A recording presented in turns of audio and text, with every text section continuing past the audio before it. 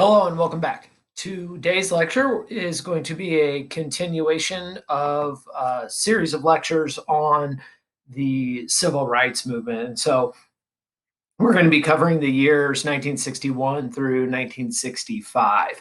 Uh, it's at this point that the civil rights movement is really picking up steam. The movement up until this point has been largely done through the court system. The NAACP has been doing yeoman's work, challenging all the different Jim Crow segregationist laws in the South. With the victory of the Brown decision, all of a sudden now, because separate but equal is actually unconstitutional. The NAACP has been going and lawsuits to try and desegregate buses and so forth.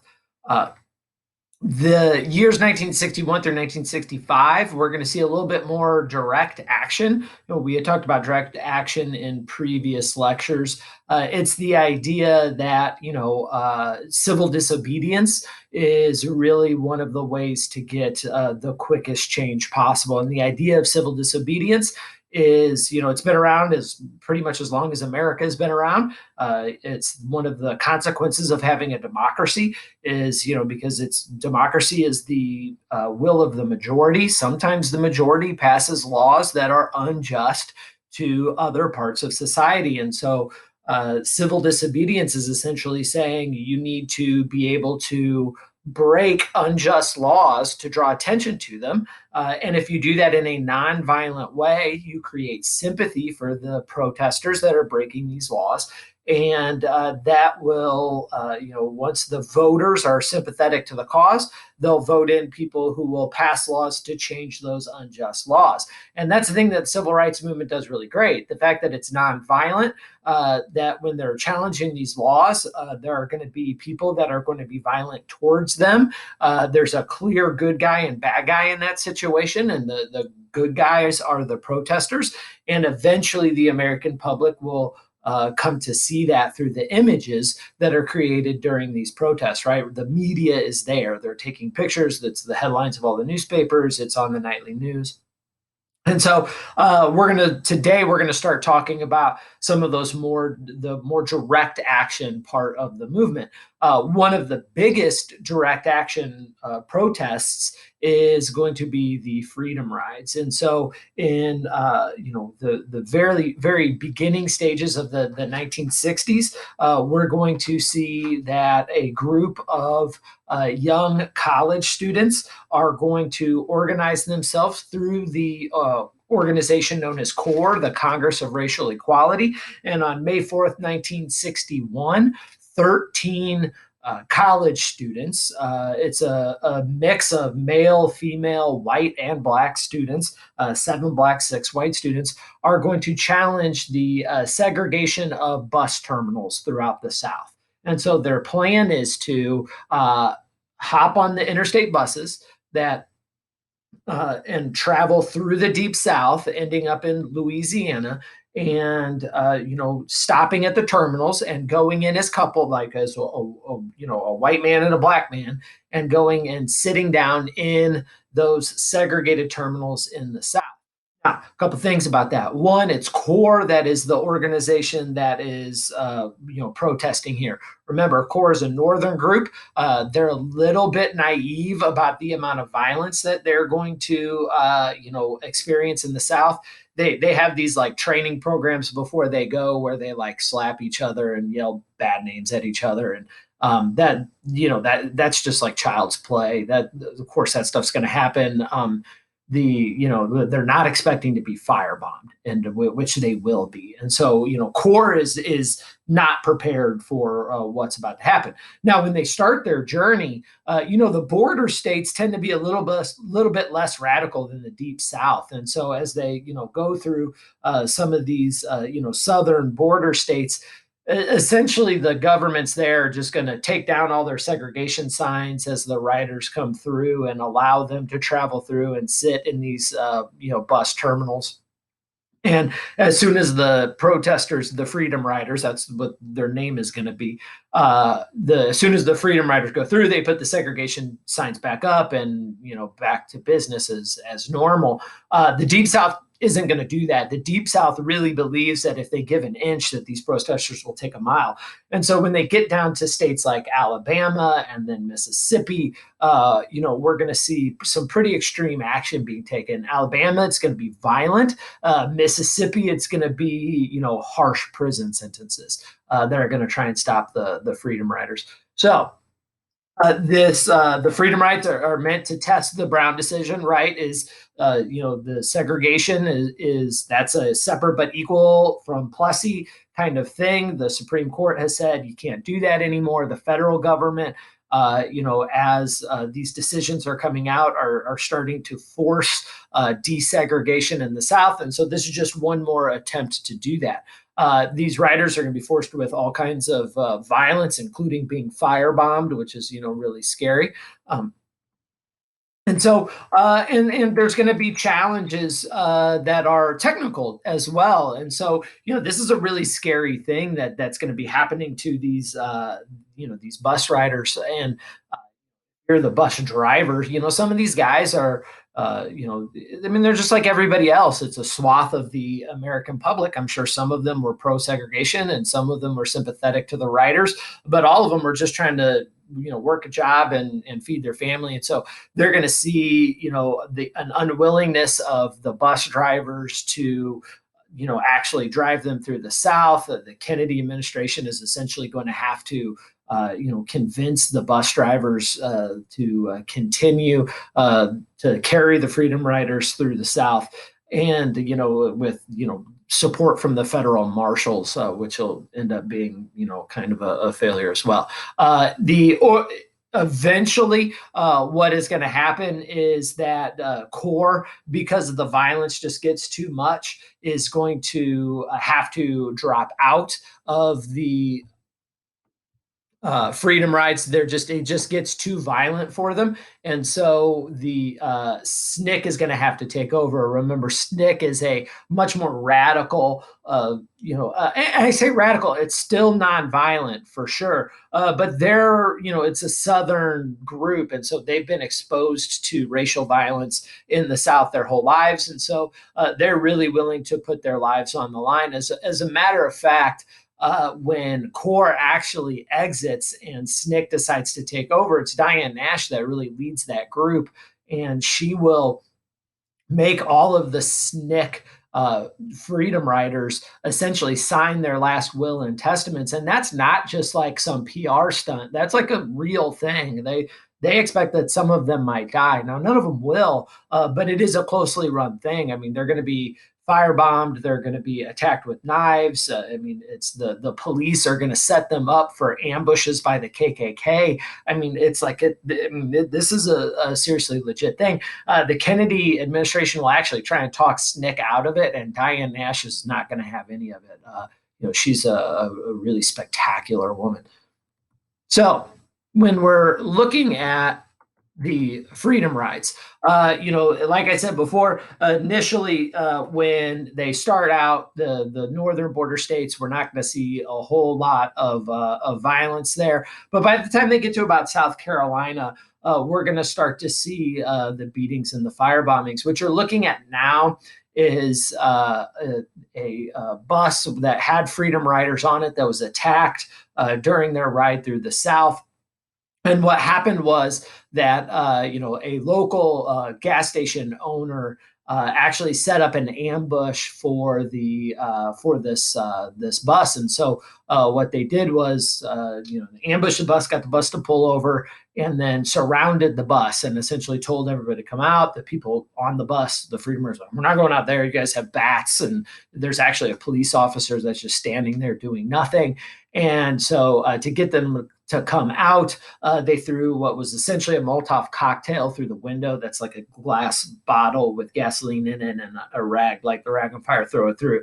And the bus catches on fire. And so now the freedom riders essentially have one of two choices. You stay on the bus and burn to death or die of smoke inhalation, or you get off of the bus and face the mob. And so they choose what I think most people would have chosen, which is to get off of the bus. When they get off the bus, the mob attacks them.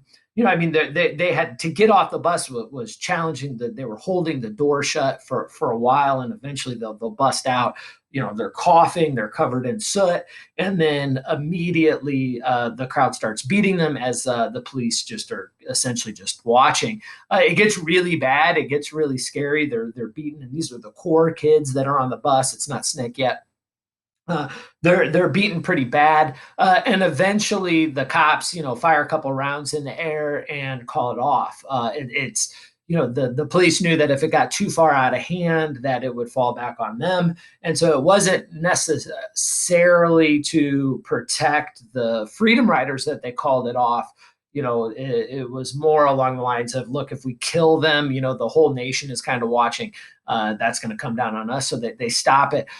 The gas station attendant that set up the ambush, his daughter, as a matter of fact, is appalled at what's happening. She's a young child at the time, and she actually goes through and tries to provide aid to the freedom riders that have been beaten and are struggling. She gives them water and stuff, and I think she's been interviewed subsequently, and it's pretty clear that she didn't support what her dad had done. Now the idea is beat them bad enough, scare them, and then they'll leave and they'll go away. The Southern governors are calling these these protesters agitators. They're essentially making an argument that these are Northerners that have a problem with the Southern way of life, that white people and Black people are satisfied with the Southern way of life. Black people are comfortable because they know their place. That's crap. The reality is, if Black people in the South are staying quiet, it's because they're afraid to speak up because there's so much terror involved.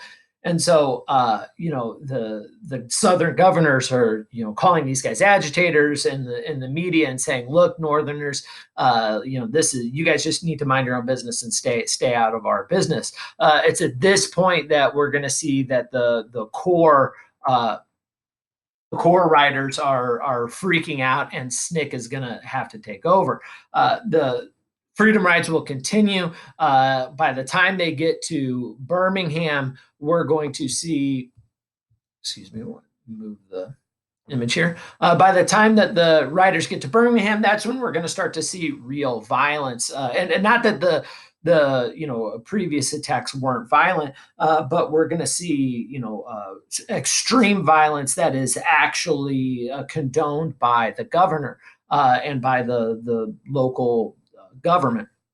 Birmingham is controlled by a guy by the name of Bull Connor. Bull Connor is one of the most rabid segregationists. I mean, this guy is extremely pro-segregation, and he takes a really hard line with any civil rights workers. And so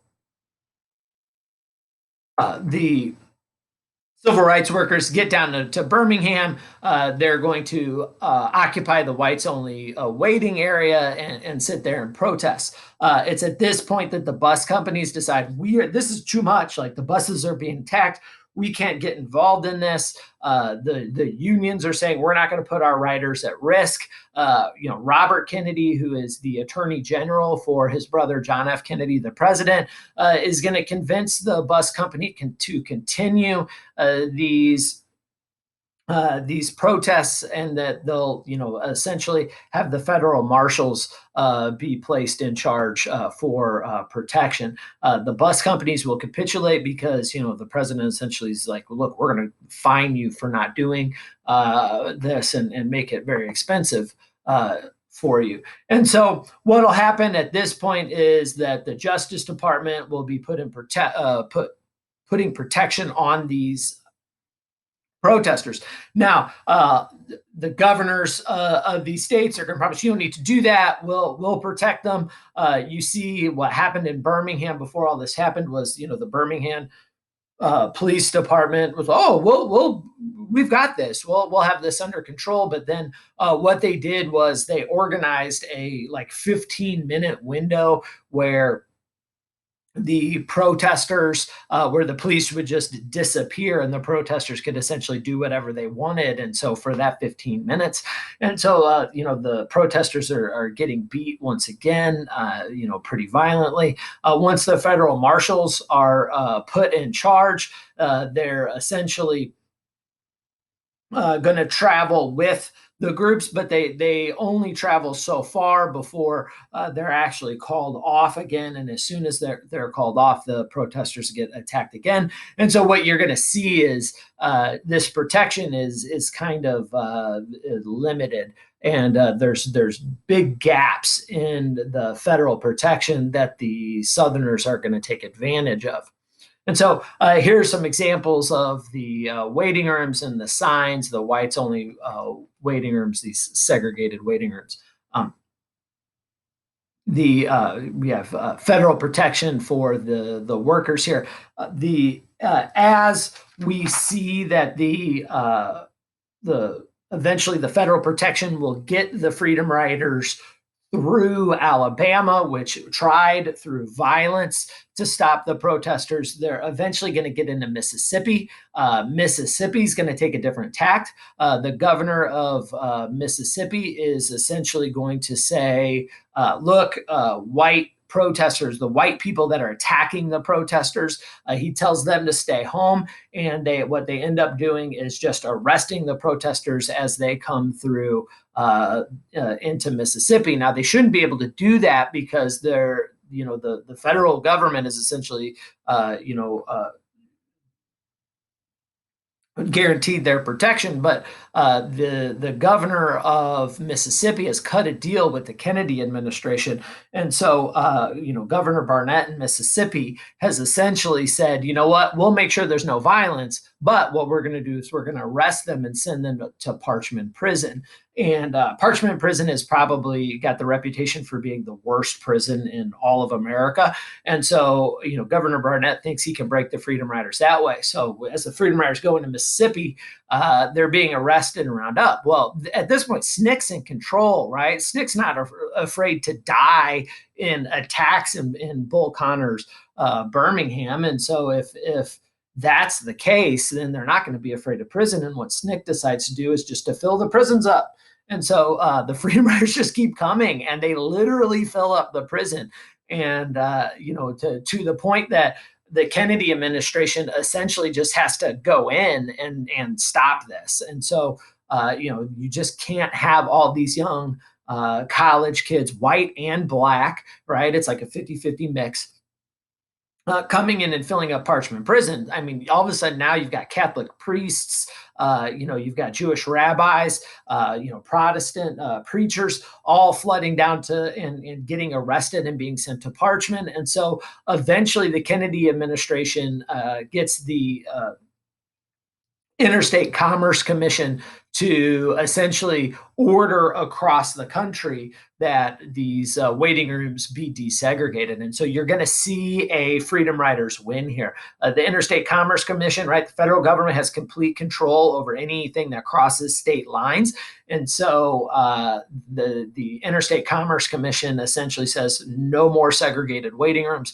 All of those signs come down, and the Freedom Riders get a huge victory here. A victory that came in the cost of having to go to prison.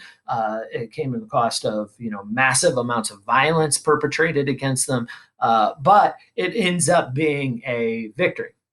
So next big battle is going to be at the University of Mississippi. So again, we're trying to desegregate all the different areas of society. Many civil rights groups are getting very frustrated because they're fighting these isolated battles about one segment of society. The problem with that is there's literally millions of segments to our society. And so if we have to fight one battle at a time, that will take literally lifetimes. And so people are starting to get, in the movement are starting to get frustrated about it, but they're pushing through and they're doing it in a nonviolent way. And so the next big battle is going to be the university system. And, an interesting thing here, right? We're talking about schools again. Well, why are we talking about schools? Brown versus the Board of Education desegregated all the schools, right? And, the Little Rock Nine, showed that the federal government under Eisenhower will and everybody after Eisenhower will send troops to desegregate those schools. And so, like, this should be this fight should be over. The difference is the university system is different than the high school system, right? Everybody is entitled to a free grade school and high school education. You're not entitled to a college education, right? I mean, you have to earn it. And so the universities are allowed to be selective. And so now they're supposed to be selective based on your academic performance. But because they are selective, that gives them the opportunity to hide their discrimination based on academic performance. And so the university systems, and we're going to use University of Mississippi as an example, and just as a disclaimer here, I did attend University of Mississippi my freshman year of college. Ended up transferring out after my freshman year, but spent a year there. So anyway, University of Mississippi is really going to be the testing ground to stop this hidden discrimination. Right. So what University of Mississippi, or Ole Miss, whatever you want to call it, what they end up doing is they're they're all white, and so they're only admitting white students. And as a matter of fact, their application process, you got to fill out everything and like give your grades and stuff. They require a photo. Gee, I wonder why they want a photo. Make sure you're white. Now, it's a lot of poor people in Mississippi. It's one of the poorest states in the country. So there's lots of white people that apply to Ole Miss that don't send in a photo. So it's not that they necessarily exclude you if you don't send a photo, and that's going to be important. So what they're essentially doing is anybody that's black that applies, doesn't matter what their grades are, they're not being accepted. And so, you got to remember, the African American schools had been segregated for a very long time. And so what they're going to say is, look, these kids, they're just not educated. These black kids just aren't educated enough to meet our standards here. And when they will, we'll accept them in. And even like the kids that have A's at these, all black schools, what Ole Miss will say is, look, some high schools are better than others, and an A at that, black high school is, not even equivalent to a C at a white school. That's the argument they're making. That's not true. And interestingly enough, it's more evidence that separate but equal is not equal. So they're making that argument, but I don't think they care about logical consistencies. So anyway, Ole Miss is making that claim until James Meredith comes around. James Meredith is an Air Force vet. He's African American. He has been involved in the civil rights movement. As a matter of fact, he's been shot before during a civil rights protest. And so, I mean, this guy's like a legit civil rights warrior. And he's got this really great transcript, and he applies to Ole Miss but doesn't send in his photo. And so Ole Miss then accepts Meredith because his application is so good. Well, then he shows up to register for class, and lo and behold, guess what they find out? They find out that he's black. When they find out he's black, then all of a sudden, what they say is, oh, we made a mistake in your application process and you're not actually qualified. Now, that puts Ole Miss in a very bad legal position, right? Because what's changed? If on Monday he was, good enough, and then to get in and you've accepted him, then on Tuesday you find out he's black. Then on Wednesday you say he's not good enough. Well, what's the only thing that's changed? The fact that you found out he's black, right? Which now is a violation of the Brown decision. And so Meredith goes to court, and when he goes to court, again, remember in the previous lectures, the court system has been an ally to the civil rights movement. And so the court say, yep, that is definitely discrimination based on race. According to Brown, you can't do that in the school system. And so you have to let Meredith in. And so it's at this point that Governor Barnett is going to refuse to let him register. JFK is going to order federal marshals to escort Meredith to school. And then at this point, see, because look, you can't Barnett as a state. This is a federalism issue, right? We've got two parts of the government. We've got state governments, and then we have the federal government. The federal government reigns supreme over the states in areas that they're constitutionally allowed to reign supreme, right? So in issues like this, the federal government's in charge. The state can't just say, after a federal judge says he's got to go, Governor Barnett of Mississippi can't overrule that. And so the Kennedy administration says, look, you can't do this. We're going to send federal marshals down there to make sure he goes. And that's when Barnett gets on the radio and essentially says to the people of Mississippi, he said, look, I tried. There's nothing I can do. They're going to send men with guns down here to let him in. And if you as citizens of Mississippi are going to allow that, there's nothing I can do. It's up to you now. And so what'll happen is massive crowds are going to show up to protest. And what Barnett did was he got on the radio and essentially sent out a coded message to the pro-segregationists in Mississippi and said, come out and stop this, right? And they're going to. And it's going to set off rioting all throughout the state. African Americans are going to be attacked. There's going to be a ton of protesters that show up to stop Meredith. As a matter of fact, they're going to shoot at him.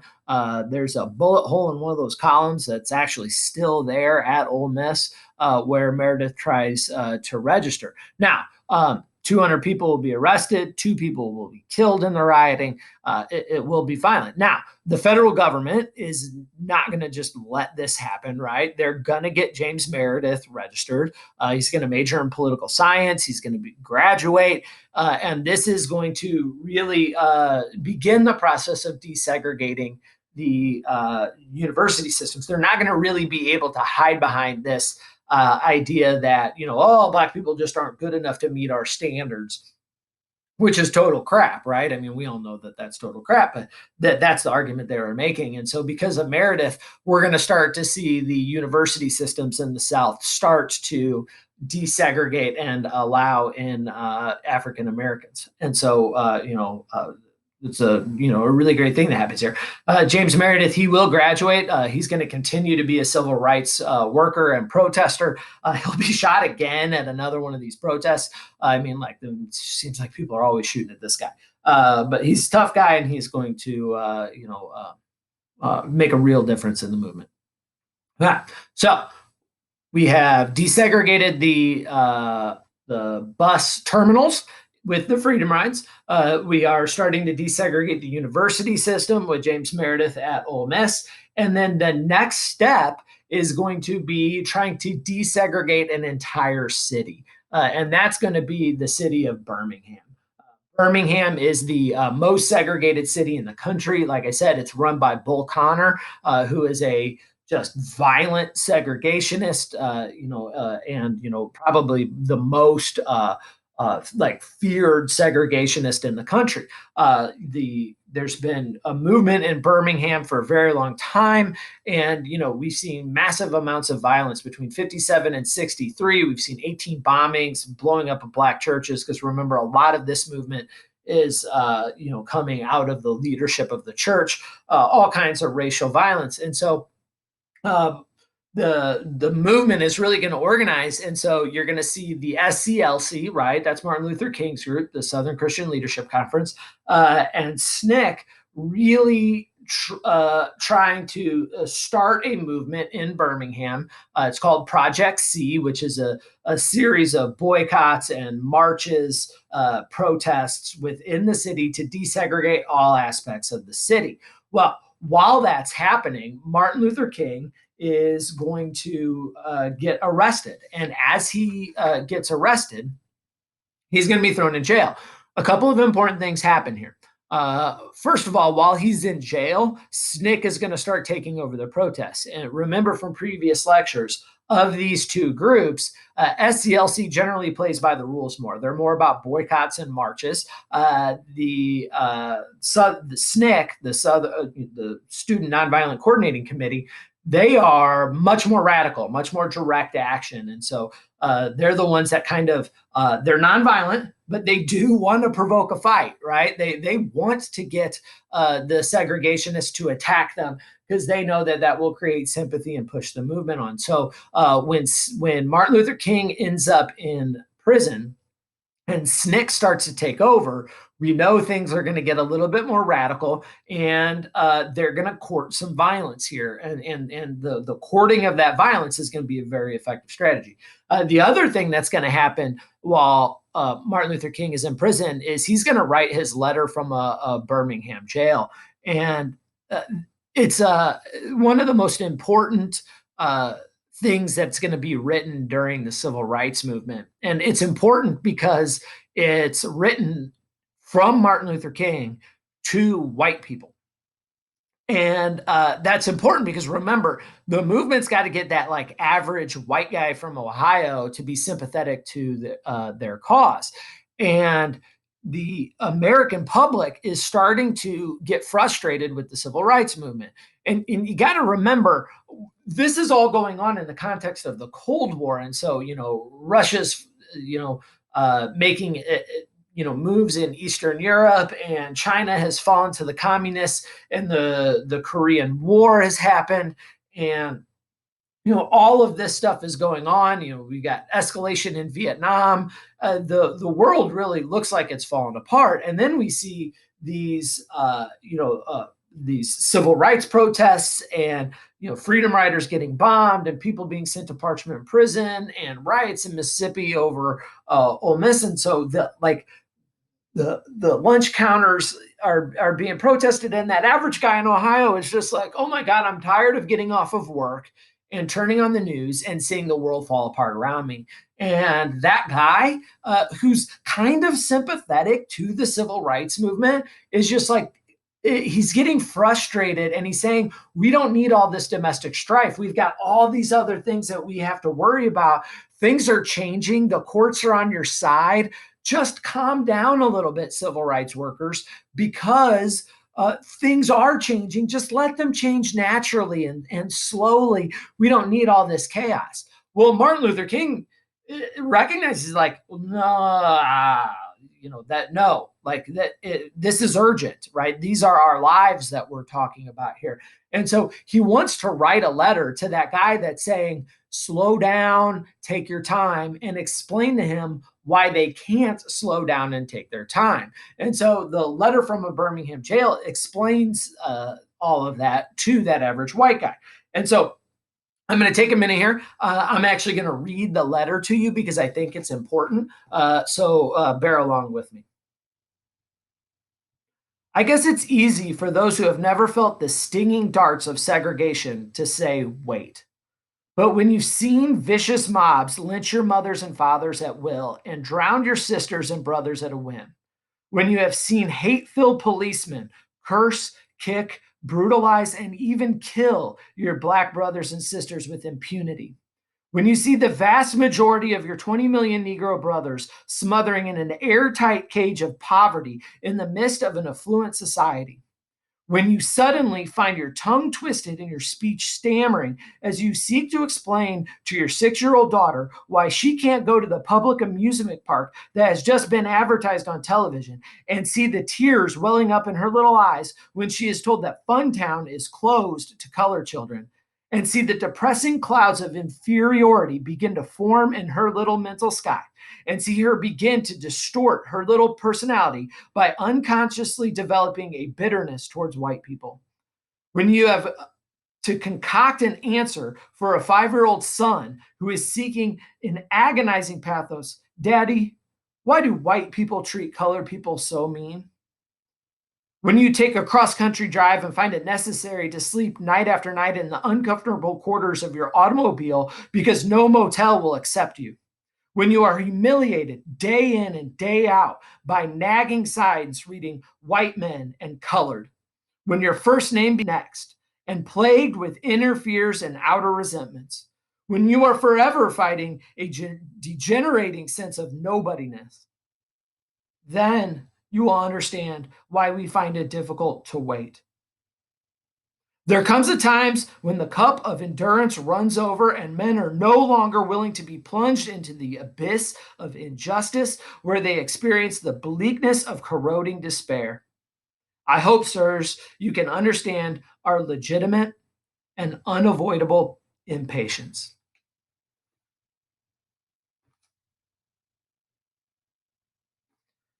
That's why they can't wait.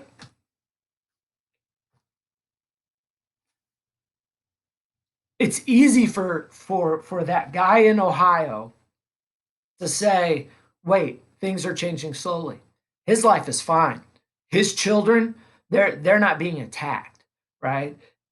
He's not being degraded on a daily basis, right?" Martin Luther King takes this letter and says, "This is what it's like for us. This is why we can't wait.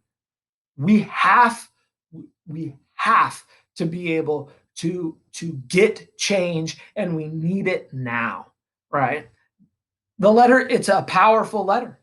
It's a powerful letter, and it explains why the movement feels like they need change now, right? We've been talking about. I talked about it before. We talked about James Meredith, right? There are members within the movement that are getting incredibly frustrated for how slow the process is. Martin Luther King points that out. He's like, "You wouldn't want to raise your children like this, so don't tell me that I should tolerate raising mine that way." And it's going to work. It's going to be effective, and we're going to start to see that people are going to be receptive to Martin Luther King's message. Now, while that's happening, remember the protests are still going on within the city of Birmingham.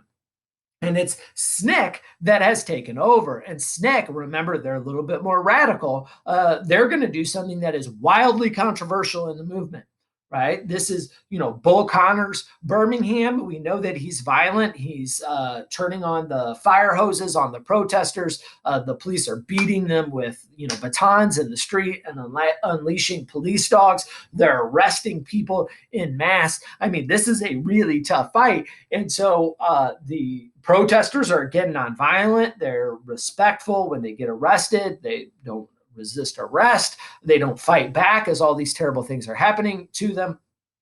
But then SNCC starts the Children's Crusade, and the Children's Crusade is essentially exactly what it sounds like. They take the children, African American children within Birmingham, and train them in nonviolence and how to react to name calling and violent attacks from the police and others. And they pull them out of school and have them essentially marching out on the streets. O'Connor is going to have over 950 of these kids arrested, and it's not just that they're arrested. They're arrested. They're going to be suspended from school because remember they were being pulled out of school. The state's going to say they should have been in school, so there's academic repercussions. Some of these kids' parents are going to be fired from their jobs if their boss finds out that their family was involved in these protests. And so, there are far-reaching ramifications from what happened, with these children's protesting. They're going to be attacked, and all of this is going to be live on the nightly news, right? The police are down there. Not the police, the media are down there filming this entire thing. These kids are going to be attacked by dogs. They're going to be attacked by police officers, the hoses, the whole nine yards. We're going to look at some images here in just a second. I find they're not necessarily like violently graphic, but they are like they are kind of hard to look at because these are kids that are being attacked, and it's going to be these attacks that are really going to take the average American, remember that guy in Ohio, and create a ton of sympathy for the movement and start to demand change. And so when we were looking at these images, remember, I want you to think about, because the nonviolent civil disobedience creates a good guy versus a bad guy situation. When you're looking at these images, think about who you automatically think is the good guy and who is automatically the bad guy. Right? Here are the kids that are getting ready to go protest. I can't imagine at that age being put through that kind of situation, being told to make those kind of sacrifices, and the amount of bravery that takes. I'm a full grown man, and I'm not so sure that I have the bravery to march on Bull Connor streets. And these kids do, and they do it in a non-violent way. So, I mean, the sacrifices these kids made so we can live in the world that we live in today, I think we owe them just an infinite amount of gratitude. So you can see here images of police dogs attacking these protesters. These are being showed on the nightly news and starting to cause outrage. I mean, that's regardless of whether that's a white kid or a black kid. If you're a parent and you're seeing a teenager being attacked like this, I mean, this is just gut wrenching for you and creates a tremendous amount of sympathy. The other thing that's significant here is when you look at like the images from the freedom rides or the images from the Greensboro sit-ins that we looked at in previous lectures, those were like crowds of citizens attacking these protesters. And so, the average guy in Ohio, we keep going back to him, he's the voter that's going to create change. He sees that and he goes, oh, that's just some racist redneck, with whatever, like, that he's not the, indicative of all of us and of America. He doesn't represent America. That's just a redneck. Well, who's doing the attacking here? It's the government, right? It is 100% the government. And so what's the government's job? Really only has a few jobs. One of them is to protect the citizens. These are citizens, and it's the government that's attacking them. And so that's not lost on the average guy in Ohio or Wisconsin or Illinois or wherever, right? I mean, these are the police. It's to serve and protect. And this isn't just like one lone racist cop, right? I mean, you're always going to have those kind of situations. I mean, this is the entire force, and they're attacking children, and it's being done on the nightly news. And so all of a sudden, you start to see this tremendous amount of sympathy being created among the citizens of the United States. Kennedy is also watching, right? John F. K. is he wants to be a civil rights president. So far, he hasn't. He made a lot of promises to the African American community to get elected, but then as soon as he took office, he essentially ignored the civil rights movement, right? He ignored it all the way up to the Freedom Rides. And he did that because not because he's a racist or not because he doesn't want to help the civil rights movement. Remember, he's dealing with, and we'll talk about this in other lectures, he's dealing with Castro in Cuba, Bay of Pigs, Cuban Missile Crisis. He's dealing with Nikita Khrushchev and the arms race. And so he's trying to like keep the entire world out of World War III, and he views civil rights as a distraction, right? He kind of gets involved in the freedom rides, sending the marshals down. But it's going to be the Children's Crusade in Birmingham that he realizes he just can't ignore it anymore, and he's going to have to step in and do something to help these protesters. And that's when he decides to back civil rights legislation. And so, looking at these images of these kids getting attacked, he says, you know what? I'm going to support Civil Rights Act that will be a federal law that says no more discrimination based on race, right? And that'll cover every single aspect of society. No more fighting segregation in the schools, then the buses, right? And then the terminals and the universities, right? No more of that. Like, we'll just end it all across the board. And so he decides to support that. Now, he won't get it passed. He won't get it passed because he's going to get shot and killed in Dallas. But when he gets shot and killed, right, his vice president, LBJ, Lyndon Baines Johnson, he's going to take over. Johnson is a Southern Democrat from Texas, right? And remember, it's the Southern Democrats that are opposed to, desegregation. But Johnson is a believer. I mean, a real believer. And he'll end up using the sympathy created by Kennedy's assassination and essentially tell the world and all the congressmen and senators, if you love Kennedy, who's now the most popular man in America after he's assassinated, LBJ says if you love Kennedy, you'll pass the civil rights legislation because that's what he would have wanted. And so the fact that Kennedy during Birmingham says we need civil rights legislation will allow Lyndon Baines Johnson later to actually get it passed. And so Birmingham, because of the tremendous amount of violence and because Black people in Birmingham just stopped buying things, Birmingham will slowly eventually be desegregated. But remember, without civil rights legislation, essentially the movement's going to have to desegregate every city in America one at a time. I mean, how long can they keep that up? And so by 63, Kennedy is now kind of is supporting civil rights legislation, but they still got a problem. Southern Democrats in the South are stalling it. And so it's been stalled. And so once it's stalled in Congress, the movement decides to host a huge rally in Washington, D.C., the March on Washington, to reinvigorate our politicians to try and get them to pass the legislation.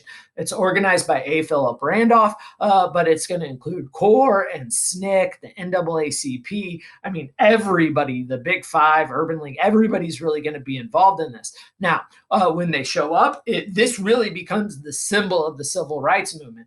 250,000 people are going to show up and attend. It's going to be, mostly African American, but it is biracial. There's about 75,000 whites. And remember, that's important because it's trying to show unity. And I think sometimes when we talk about civil rights, we're talking a lot about, in the images we see are whites attacking blacks. You got to always remember that African Americans and white people were not monolithic groups. We don't all believe the same things. We don't all act in the same ways. There are tons of white people in the North that are very sympathetic to civil rights. There are white people in the South that are sympathetic to the civil rights movement. And so, it's this kind of unity, and it's exactly what Martin Luther King wants, right? And so, Martin Luther King really is during this time period is going to be the figure in the civil rights movement, and the March on Washington solidifies that. He gives his very famous "I Have a Dream" speech, which essentially outlines his vision for America. I have a dream that my sons and daughters will be judged by the content of their character and not the color of their skin. And so, I ad-libbed that. That's not a direct quote, but it essentially says he wants to live in a post-racial America where we don't view ourselves as, white people and black people. We just view ourselves as people, and we judge each other not based on, the things that we can't control, like our skin color. I can't control. I have a red beard. My red beard has nothing to do with my who I am as a person. And so Martin Luther King says, that should not be a characteristic that we judge people on, skin color or anything like that, because it's not within our control. What we should judge people on is their character, their choices that they make, their morality. And so he really pushes for this message that both white people and black people can come together and agree upon. And he wants to live in a unified society and really has hope that America can be that place. And so he gives this famous "I Have a Dream" speech that really catapults him into the leadership of the movement and catapults him into history. He's been the leader of the movement since the Montgomery bus boycotts, but unofficial leader. There's no actual official leader. So it propels them to the leadership. There's strong unity here. It is a great symbol. It's not going to be enough to get civil rights legislation passed, like we talked about before. That's going to essentially be Kennedy's assassination and LBJ that are going to be able to push civil rights legislation through. But it is a good step. And so, these are some of the iconic images that come out of the March on Washington. Now, not everybody is a fan. The FBI in particular don't like King. They believe he's a communist. You can see a board here, billboard that's advertising Martin Luther King as a communist. Martin Luther King at a communist training school. And so that's really misleading. Martin Luther King, like a lot of college, he's got a doctorate, highly educated. Like a lot of college students at the time, actually did listen to some communist lectures on college campuses. He is Martin Luther King is a practitioner of nonviolent civil disobedience, and so at some of those conferences, there were some communists that spoke, and that just the vestiges of McCarthyism that we talked about in a previous lecture, have really anybody that even is tangentially close to communism gets painted as a communist. And so that's what they do to Martin Luther King. Now, he does have some ideas that like share the wealth ideas out there that are, kind of far left, but, he's not a communist, but it's going to be enough to bring about some criticism of him. I don't think it's worthy criticism, but the FBI will be spying on him because of it. And so, there are claims that the FBI knew that he was going to be assassinated. They knew there were threats. Did they know it was actually going to happen? I've never seen evidence of it. Maybe there's some out there. I don't know. I'm hesitant to believe in conspiracy theories, but some people make the claim. So Kennedy does get assassinated in Dallas, and when he's killed, it's going to be LBJ, Lyndon Baines Johnson, that pushes through JFK's legislation, and we're going to see a federal law that gets applied everywhere in the United States that prohibits discrimination based on race, sex, color, religion, or national origin. You're not allowed to discriminate based on those things. And it actually creates the EEOC, Equal Employment Opportunity Commission. So if somebody doesn't hire you or doesn't allow you to use some service because you're Black or a woman or Jewish, whatever, from Iran, you can contact the EEOC and they will help you sue. And so not only does it create a rule that everybody has to follow. This desegregates we don't have to have these small little battles anymore. It desegregates everything. And so that's great that you have a rule, but if you have a rule, you have to have an enforcement mechanism. Otherwise, people will ignore the rule, and the EEOC ends up being the enforcement mechanism. And so we're going to see that this actually does get enforced and gets enforced well. Now, it is going to be met with stiff resistance in the South.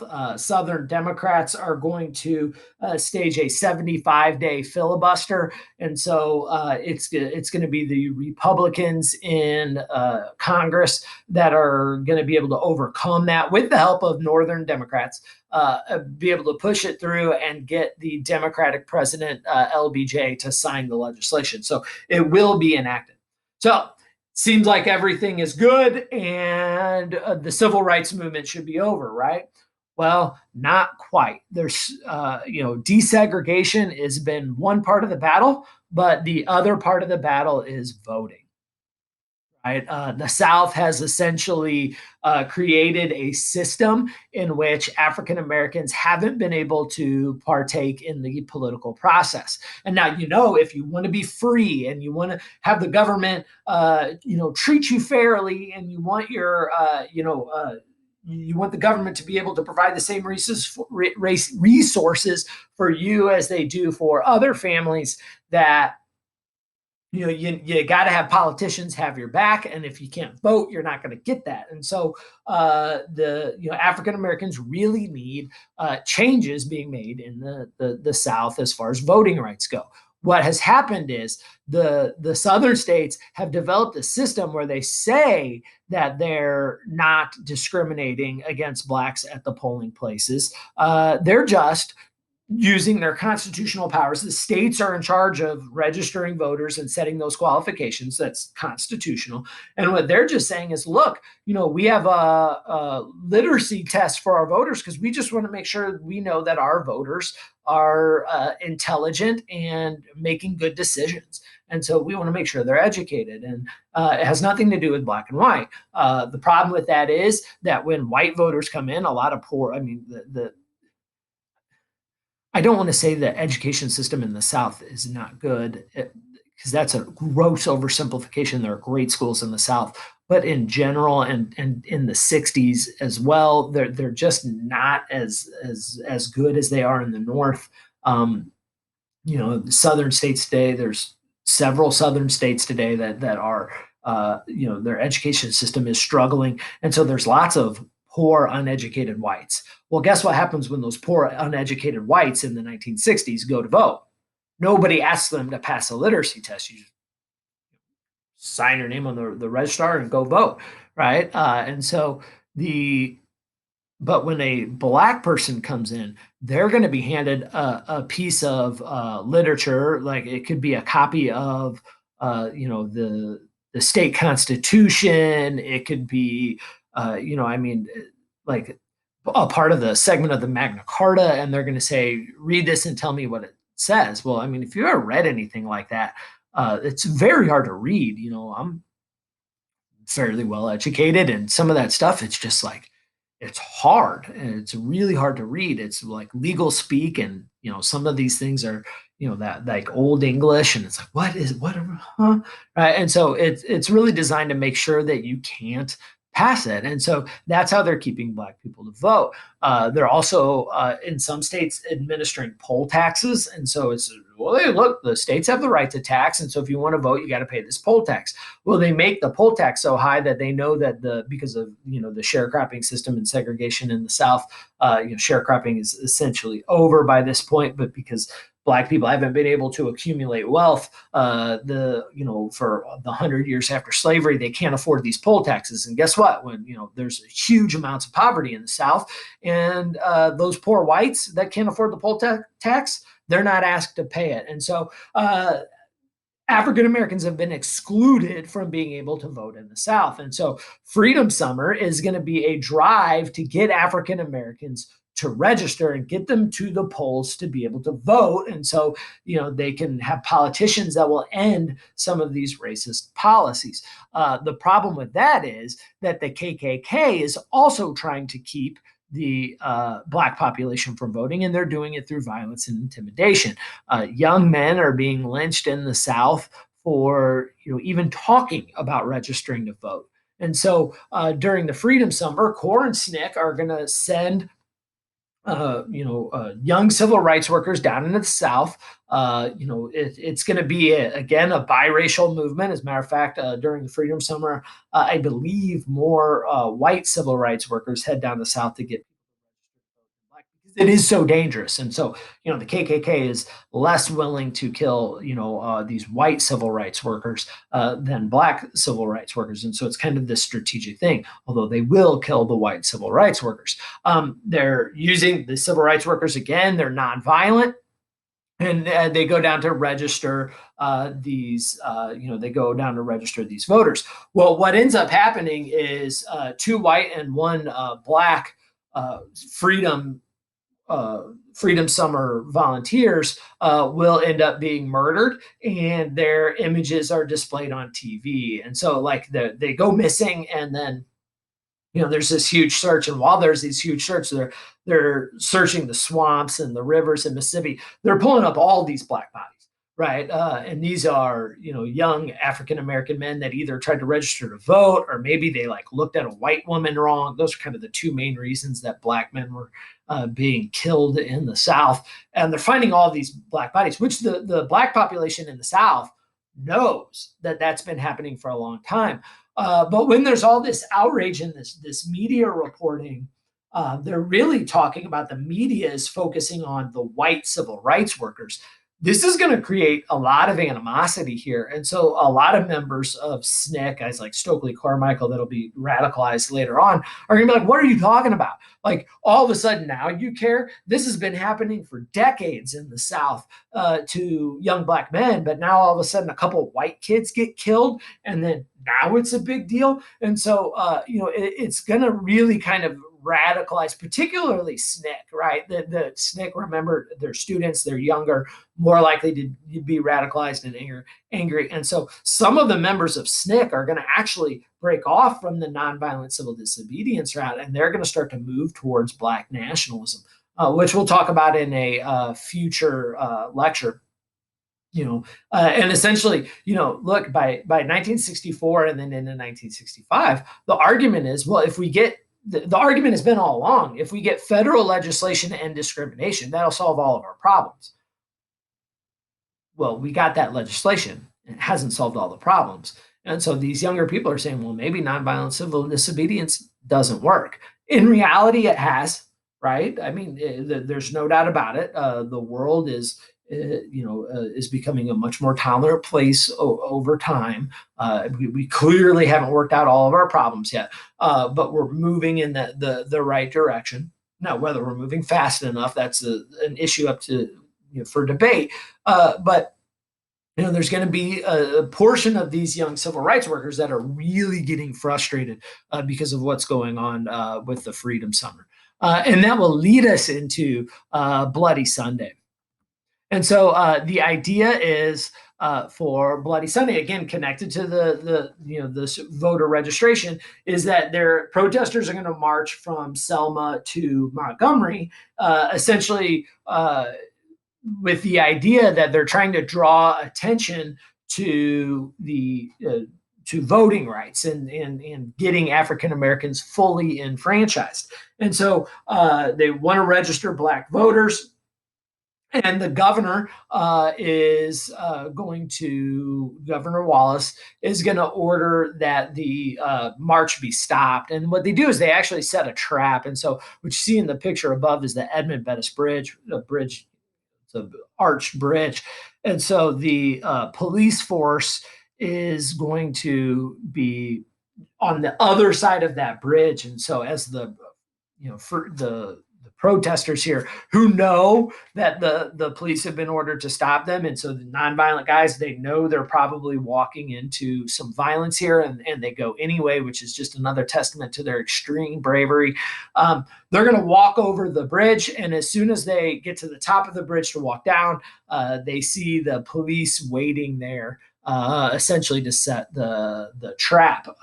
Martin Luther King kind of knew that this was going to happen. Appeal used his popularity to be able to talk to the Johnson administration and say, you got to protect these marchers. Johnson, who's got, other issues going on with the escalation in Vietnam, is essentially distracted and doesn't do anything to protect the marchers. And so this march ends up turning violent, not violent on the civil rights workers' end, but again, violent on the police's end, which is, again, it's going to, it's very tragic that these civil rights workers are exposed to this kind of violence. They're going to be gassed, they're going to be beaten, and it's all going to be on TV again. But remember, this is what the civil rights workers do that is so effective is because they're nonviolent, they make it a good guy versus bad guy issue. And so the good guy ends up being the civil rights workers. The bad guy, in this case, just like in Birmingham, the bad guy ends up being the Southern government, right? Because they're being ambushed by the police again. And so this will, again, create tremendous amount of sympathy for the civil rights workers. And so they're gassed, they're chased, they're beaten, and all of that happens live on television. And once again, the general public looks around and is like, we got to do something about that. Like, this is not, they're just trying to vote. Like, look, think about that. Like, this should have been settled after the Civil War, right? The 13th Amendment freed the slaves. The 14th Amendment made them citizens.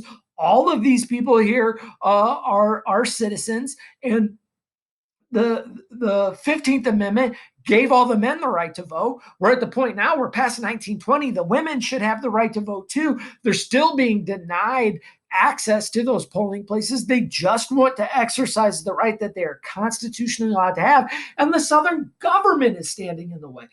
We need federal legislation to end this. And so the people start to realize, yeah, we got to do something about this.